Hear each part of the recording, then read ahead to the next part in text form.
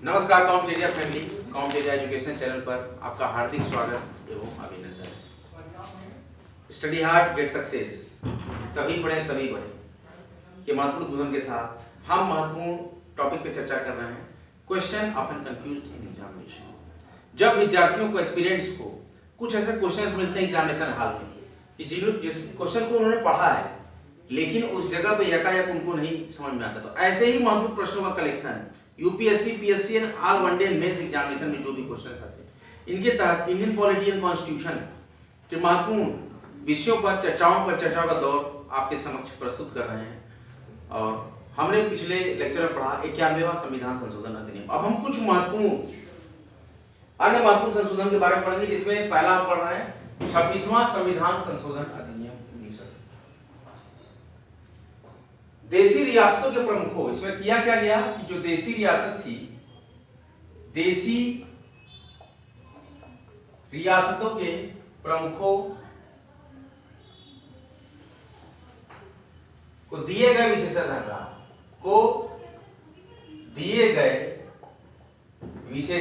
जो विशेष अधिकार दिए गए थे देशी रियासत के प्रमुखों को, तो देशी रियासतों के प्रमुखों को दिए गए विशेषाधिकार की समाप्ति, उसकी समाप्ति के उद्देश्य से, मतलब कि जो देशी रियासत है, जैसे कि माधवगढ़ की रियासत है, हथुआ नरेश की रियासत है, रामनगर की रियासत है, मोती झील की रियासत है, नवगढ़ की रियासत है, इस तरह से रियासतें थी पहले प्राचीन भारत में। तो देशी रियासतों के प्रमुखों को दिए गए विशेषाधिकारों की समाप्ति के उद्देश्य से यह संशोधन अधिनियम की समाप्ति के उद्देश्य से 26वां संशोधन अधिनियम लाया गया। 26वां संशोधन अधिनियम लाया गया, 1971 में लाया गया। इसीलिए तो कहा जाता है कि 26वां संविधान संशोधन अधिनियम 1971। और इसके द्वारा क्या किया गया, अब रियासतों में क्या परिवर्तन हुआ, इसके द्वारा काउंसिल होती थी, पहले प्रीवी पर्स होती थी, प्रीवी पर्स, इसके द्वारा प्रीवी पर्स और विशेषाधिकार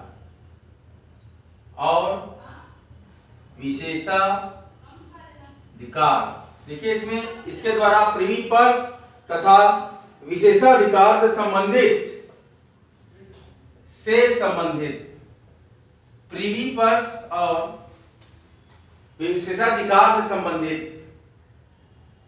संविधान के अनुच्छेद 291, क्या होता है, संविधान के अनुच्छेद 291 और अनुच्छेद 362, और कौन सा अनुच्छेद, और आर्टिकल 362 का विलोपन कर दिया गया, इसको विलोपित कर दिया गया। देखिए क्या किया गया, इसका विलोपन कर दिया गया। मतलब क्या समझिए कि देशी रियासतों के प्रमुखों को दिए गए विशेषाधिकार की समाप्ति क्या की गई, देशी रियासतों के प्रमुखों को दिए गए विशेषाधिकार की समाप्ति के उद्देश्य से 26वां संविधान संशोधन अधिनियम लाया गया। और इस 26वां संविधान संशोधन अधिनियम के द्वारा प्रीवी पर्स और विशेषाधिकार से संबंधित संविधान के अनुच्छेद 291 और अनुच्छेद 362 का विलोपन कर दिया गया, मतलब उसको विलुप्त कर दिया गया। और देशी नरेश मतलब राजा, देशी राजा जो है, देशी नरेशों और उनके उत्तराधिकारी जो होते हैं एवं उनके उत्तराधिकारी, देशी नरेशों और उनके उत्तराधिकारी को पहले से दी गई रियासत को पूर्व में दी गई रियासत क्या करते हैं कि देशी नरेश राजा और उनके उत्तराधिकारियों को पूर्व में दी गई रियासत को समाप्त करने के आशय से, को समाप्त करने के आशय से अनुच्छेद 363 का आर्टिकल 363A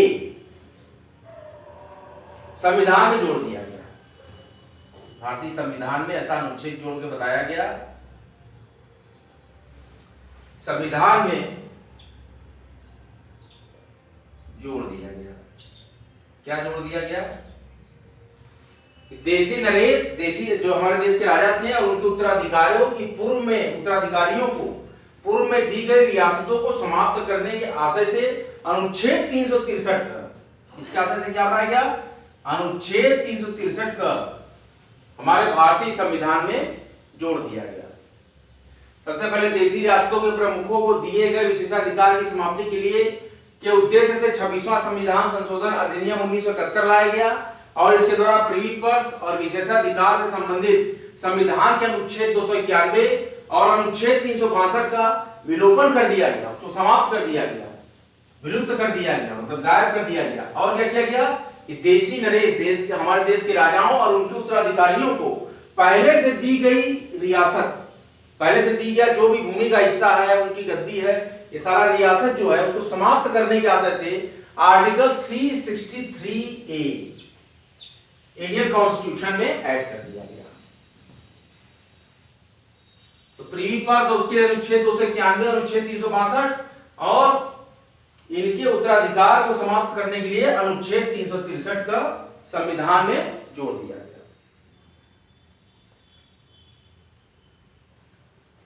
इसके बाद जो संविधान संशोधन किया गया उसके बारे में चर्चा करते हैं। यह था विशेष संविधान संशोधन। इस संविधान संशोधन में जो 26वां संविधान संशोधन अधिनियम कहता था कि देशी रियासतों के प्रमुखों को दिए गए विशेषाधिकार की समाप्ति के उद्देश्य से 26वां संविधान संशोधन अधिनियम लाया गया और इसके द्वारा प्रिवी पर्स और विशेषाधिकार से संबंधित कौन कौन से अनुच्छेद थे, उनसे संबंधित अनुच्छेद 291 और अनुच्छेद 291 और अनुच्छेद 362 और अनुच्छेद 362 गाना मत करो, अनुच्छेद 291 और अनुच्छेद 362 का विलोपन कर दिया गया। तो इस प्रकार से हमने पढ़ा article 26 article amendment in Indian constitution.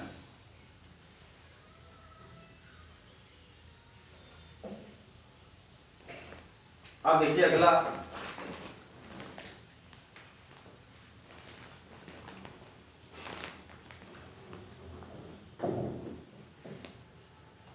अड़तीसवां संविधान संशोधन अधिनियम। 38वां संविधान संशोधन अधिनियम 1975। देखिए 38वां संविधान संशोधन अधिनियम 1975। 38वां संविधान संशोधन अधिनियम 1975 कहता है कि राष्ट्रपति द्वारा जारी अध्यादेश, क्या कहता है इसके अंतर्गत? राष्ट्रपति द्वारा, note down on your notebook aspirants, राष्ट्रपति द्वारा जारी अध्यादेश के संदर्भ में, जारी अध्यादेश के संदर्भ में, देखिए अध्यादेश जारी करते हैं हमारे देश के राष्ट्रपति। अध्यादेश के संदर्भ में राष्ट्रपति का समाधान क्या होता है? टॉपिक है राष्ट्रपति का समाधान। यह अनुच्छेद, ये हमारे इंडियन कॉन्स्टिट्यूशन के 38वें संविधान संशोधन अधिनियम 1975 के तहत कि राष्ट्रपति द्वारा जारी अध्यादेश के संदर्भ में राष्ट्रपति का समाधान अंतिम बनाया गया है, अंतिम बनाया गया है। मतलब अंत में राष्ट्रपति बताएगा, अर्थात क्या किया गया? मतलब कि राष्ट्रपति का समाधान अंतिम बनाया गया। इसका मतलब क्या है कि अध्यादेश का न्यायिक, अर्थात अध्यादेश जो भी आदेश देते हैं राष्ट्रपति, बताते हैं कि ये होना चाहिए, वो अध्यादेश, अर्थात अध्यादेश का अब का अब न्यायिक मतलब जुडिशियल, अब न्यायिक पुनर्विलोकन नहीं हो सकेगा। यही कहा गया था इस संशोधन में, पुनर्विलोकन नहीं हो सकेगा। 38th constitutional amendment 1975 stated that राष्ट्रपति द्वारा जारी अध्यादेश के संसद संदर्भ में राष्ट्रपति का समाधान, संदर्भ में राष्ट्रपति का समाधान अंतिम बनाया गया, मतलब आखिरी है कि यह अध्यादेश पारित हो गया राष्ट्रपति द्वारा, अब यह सर्वमान्य होगा। तो इसके लिए कहा गया कि इसका मतलब अध्यादेश का अब न्यायिक पुनर्विलोकन नहीं हो सकेगा। न्यायिक पुनर्विलोकन में हम विचार करते हैं उसी पे फिर, लेकिन जब राष्ट्रपति द्वारा जारी अध्यादेश का संदर्भ होता है कि राष्ट्रपति का समाधान, राष्ट्रपति ने जो समाधान कर दिया, राष्ट्रपति ने जो निर्णय कर दिया, यह अंतिम और सर्वमान्य होगा और इसमें किसी प्रकार का न्यायिक पुनर्विलोकन नहीं किया जाएगा। और अगला बिंदु क्या डिस्कस किया, बहुत इंपॉर्टेंट कॉन्स्टिट्यूशनल अमेंडमेंट है ये, special constitutional amendment 38 we have discuss and, और इसमें क्या किया गया कि अनुच्छेद 352 आर्टिकल 352 और क्या किया गया, आर्टिकल 352 को संशोधित किया गया, amended amendment in article 352 that कि राष्ट्रपति को विभिन्न, अब क्या क्या अधिकार दिया गया कि राष्ट्रपति को विभिन्न, इस सारा कुछ हम डिस्कस कर रहे हैं 38वां संविधान संशोधन अधिनियम 1975 के अंतर्गत आर्टिकल 352 में जो कि राष्ट्रपति की कुछ स्पेशल पावर्स है उसमें संशोधन किया गया और राष्ट्रपति को विभिन्न आधारों पर विभिन्न आधारों पर भिन्न राष्ट्रपति को विभिन्न आधारों पर भिन्न आपात उद्घोषणाएं, आपात जैसे कि वित्तीय आपात,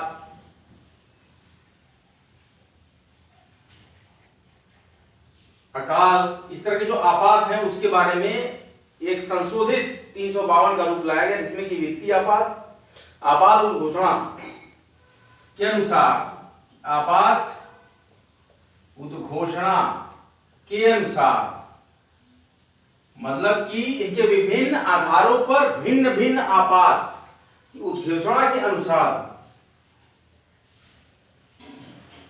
उद्घोषणाओं को जारी करने, मतलब कि आर्टिकल 352 के संशोधन में कहा है कि राष्ट्रपति को विभिन्न आधारों पर भिन्न आपात उद्घोषणाओं को जारी करने और पहले से मतलब जो भी भिन्न आधारों पर घोषणाएं जारी कर रहे हैं हमारे राष्ट्रपति और पहले से आपात उद्घोषणा के बावजूद, पहले से आपात उद्घोषणा तो पहले कर चुके हैं घोषणा के बावजूद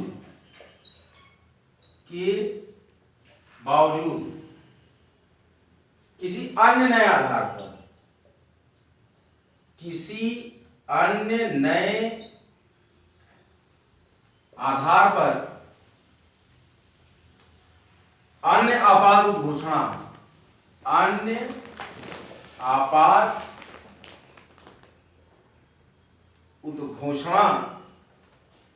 जारी करने की शक्ति दे दी गई, जारी करने की शक्ति दे दी गई राष्ट्रपति को। Now the amendment in Article 352 that राष्ट्रपति को विभिन्न आधारों पर भिन्न आपात उद्घोषणाओं के जारी करने और पहले से आपात उद्घोषणा के बावजूद किसी अन्य नए आधार पर अन्य आपात उद्घोषणा जारी करने की शक्ति दे दी गई, मतलब हर तरह से यह आपात उद्घोषणाओं पे मंथन और परिचर्चा कर सकते हैं, यह पावर दिया गया अमेंडमेंट इन आर्टिकल 352। यदि राष्ट्रपति को समाधान हो जाए, अगर राष्ट्रपति को लगता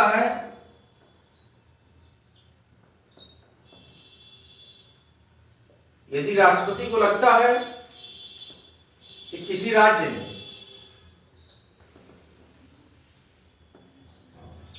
किसी राज्य में आर्टिकल 356, अगर राष्ट्रपति को लगता है कि किसी राज्य में आर्टिकल 356 लागू करने के लिए, 356 लागू करने के लिए, अगर राष्ट्रपति को लगता है कि किसी राज्य में अनुच्छेद 356 लागू करने के लिए पर्याप्त स्थितियां पैदा हो गई हैं, उनको लगता है कि यहां पर अगर ऐसी स्थितियां पैदा हो गई हैं कि इसमें 356 लग जाना चाहिए, स्थिति पैदा हो गई है, अगर ऐसा लगता है राष्ट्रपति को कि किसी राज्य में अनुच्छेद 356 लागू करने के लिए पर्याप्त स्थिति पैदा हो गई है, मतलब कि वहां की सारी व्यवस्थाएं छिन्न भिन्न हो गई हैं, वहां का मुख्यमंत्री कंट्रोल नहीं कर पा रहा है किसी भी चीज को, वहां के विधानमंडल के सदस्य, वहां के मंत्रिमंडल का एकत्रित समूह भी किसी प्रकार से जनता ने बगावत कर दिया है और किसी प्रकार से राज्य की पूरी व्यवस्था और सिस्टम हिल गया है, तो उस केस में ऐसा समाधान हो जाए अगर राष्ट्रपति को किसी राज्य में अनुच्छेद 356 लागू करने के लिए पर्याप्त स्थिति पैदा हो गई है, तो वह अनुच्छेद 356 का प्रयोग कर सकता है। तो राष्ट्रपति अनुच्छेद 356 का प्रयोग कर सकेंगे और ऐसी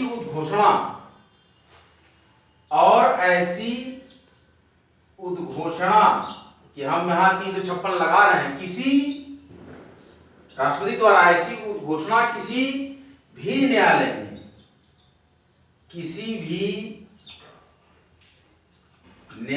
में, जांची नहीं जाएगी। जांच नहीं करने कोई न्यायालय आएगा कि क्या यहां ऐसी स्थिति पैदा हो गई कि नहीं, तो जांची नहीं जाएगी। कुल मिला के दोनों ही बिंदुओं पर जो हमने चर्चा की, यहाँ पर न्यायिक पुनर्विवेचन का किसी प्रकार का कोई हस्तक्षेप नहीं है, न्यायालय इसमें किसी प्रकार का हस्तक्षेप नहीं करेगा। वही पॉइंट हमने पहले डिस्कस किया कि राष्ट्रपति द्वारा जारी आदेश के संदर्भ में, मतलब कि राष्ट्रपति का समाधान, वही राष्ट्रपति के समाधान की यहाँ चर्चा हमने की है कि अंतिम बनाया गया है कि राष्ट्रपति का समाधान अंतिम होगा, मतलब कि अर्थात मतलब अध्यादेश का अब न्यायिक पुनर्विलोकन नहीं हो सकेगा। There are no judicial rediscussion on such topic and according to the amendment in article 352 that राष्ट्रपति को विभिन्न आधारों पर भिन्न आपात घोषणा के जारी करने और पहले से आपात घोषणा के बावजूद, पहले से आपात लगा हुआ उसके बावजूद भी किसी अन्य नए आधार पर, जैसे कि कोई वित्त आपात पड़ा है, उसके बाद कोई तरह का और आपात हो गया, जैसे अकाल पड़ गया और फिर वित्त आपात भी पड़ गया है, तो आप उसके लिए भी अकाल आयोग का गठन कीजिए, उसके लिए आपात लगाइए, कोई इमरजेंसी लगाइए, फिर उसके बाद वित्त आपात आ गया तो वित्त आपात भी लगा दीजिए। ये फॉर एग्जांपल मैं बता रहा हूं। तो दोनों आपात घोषणा को जारी करने तथा पहले से आपात घोषणा के बावजूद, मतलब एक आपात घोषणा राष्ट्रपति ने अगर जारी कर दी तो उसके बावजूद भी किसी अन्य, देखिए आप किसी अन्य नए आधार पर अन्य आपात घोषणा, कोई दूसरा आपात घोषणा जारी करने की शक्ति हमारे राष्ट्रपति को दी गई है। According to the amendment in Article 352 stated that the power of the emergency in any case and now the re-emergency for any second case have powers of the President of India। और उसके बाद कहा गया ऐसा समाधान राष्ट्रपति को दिया गया, ऐसा समाधान अगर हो जाए राष्ट्रपति को, समाधान हो जाएगा मतलब कि अगर राष्ट्रपति को अपने विवेक से ऐसा लगता है, समाधान हो जाएगा मतलब हुआ कि अगर राष्ट्रपति को अपने विवेक से ऐसा लगता है कि वही लिखा है समाधान हो जाए भारत के राष्ट्रपति को कि किसी राज्य में इन एनी स्टेट अनुच्छेद 356 लागू करने के लिए पर्याप्त स्थितियां पैदा हो गई हैं। अगर किसी राज्य में लगता है हमारे महामहिम राष्ट्रपति को कि उस राज्य में अनुच्छेद 356 लागू करने के लिए पर्याप्त स्थितियां हैं, मतलब अब वहां पे लग जाना चाहिए अनुच्छेद 356, तो उस केस में राष्ट्रपति, हमारे महामहिम राष्ट्रपति अनुच्छेद 356 का प्रयोग कर सकेंगे और ऐसी उद्घोषणा जो करेंगे महामहिम जो ऐसी उद्घोषणा करेंगे राष्ट्रपति हमारे कि यहां पर फला अनुच्छेद 356 लगाया जाए। उद्घोषणा का मतलब समझिए कि उन्होंने कह दिया, हमारे देश के राष्ट्रपति ने, इस राज्य में अनुच्छेद 356 लगाया जाए, तो उस केस में इस उद्घोषणा के लिए किसी भी न्यायालय में, मतलब कि एनी कोर्ट ऑफ इंडिया, चाहे सुप्रीम कोर्ट हो, चाहे हाई कोर्ट हो, चाहे लोअर कोर्ट हो, चाहे अपर कोर्ट हो, किसी भी तरह के न्यायालय में जांच ही नहीं जाएगी। जांच नहीं की जाएगी कि मतलब किसी भी तरह का न्यायिक पुनर्विलोकन नहीं किया जाएगा। इस केस में न्यायालय में यह मामला नहीं चैलेंज किया जा सकता। या अगर राष्ट्रपति को समाधान हो जाए, राष्ट्रपति को ऐसा आभास हो जाए, राष्ट्रपति को ऐसा लगे कि किसी राज्य में अनुच्छेद 356 लागू करने के लिए पर्याप्त स्थितियां पैदा हो गई हैं, तो वह अनुच्छेद 356 का प्रयोग कर सकेंगे और उद्घोषणा, और ऐसी उद्घोषणा किसी भी न्यायालय में जांची नहीं जाएगी। आज का लेक्चर आपको कैसा लगा? अगर आपको लेक्चर अच्छा लगा हो तो लेक्चर को लाइक करें, शेयर करें, कॉम्प्टेरिया यूट्यूब चैनल को सब्सक्राइब करें। सभी पढ़ें, सभी बने। Question of confusion examination topic के अंतर्गत हम पढ़ रहे हैं इंडियन पॉलिटी एंड कॉन्स्टिट्यूशन के बहुत ही महत्वपूर्ण इंडियन कॉन्स्टिट्यूशन अमेंडमेंट। आज हमने पढ़ा 38 कॉन्स्टिट्यूशनल अमेंडमेंट और उसके पहले हमने पढ़ा 26 कॉन्स्टिट्यूशनल अमेंडमेंट 1971 और अभी हमने डिस्कस किया 38 कॉन्स्टिट्यूशनल अमेंडमेंट 1975। जो भी लेक्चर्स हैं इसको ज्यादा से ज्यादा लोगों तक शेयर करें, चैनल को भारी मात्रा में सब्सक्राइब करें। यह चैनल भारत में ही नहीं अपितु पूरे विश्व में शिक्षा का मुक्त प्रचार एवं प्रसार करने के लिए कटिबद्ध हैं। सभी प्रकार के विद्यार्थी जिनकी आर्थिक स्थिति ठीक न हो, लेकिन उनके मोबाइल में डेटा होना चाहिए, मुझे लगता है कि आज के जमाने में किसी के पास स्मार्टफोन न हो। अगर वह विद्यार्थी स्मार्टफोन रखा है तो ट्यून कर सकता है यूट्यूब पर हमारा चैनल कॉम्प्टेरिया, और उस कॉम्प्टेरिया चैनल के द्वारा वह बड़े ही सहजता से Indian polity and constitution, sociology, live mathematics और विभिन्न प्रकार के ancient history, medieval history, modern history, economy और उसके साथ ही साथ इन्वायरमेंट, इकोलॉजी एंड बायोडायवर्सिटी के बहुत ही प्योरीफाई लेक्चर देख सकता है। हम यह लेक्चर दे रहे हैं question of confuse in any important examination which is one day और मेंस और PT level examination for all over India. The topic is discussed in this section is Indian polity and constitution. Now we have discussed about nowadays we have discussed about the Indian constitutional amendment, different type of Indian constitutional amendment, and today we will discuss the special type of Indian constitutional amendment. तो इस प्रकार के lectures को सुनने के लिए, ऐसे महत्वपूर्ण प्रश्नों पर चर्चाओं का महत्वपूर्ण और परिशोधित यह वीडियो हम बराबर अपलोड कर रहे हैं। अगला वीडियो बहुत ही जल्द अपलोड होगा। आज के लिए बस इतना ही। चैनल को भारी मात्रा में सब्सक्राइब करते रहें। जय हिंद, जय भारत।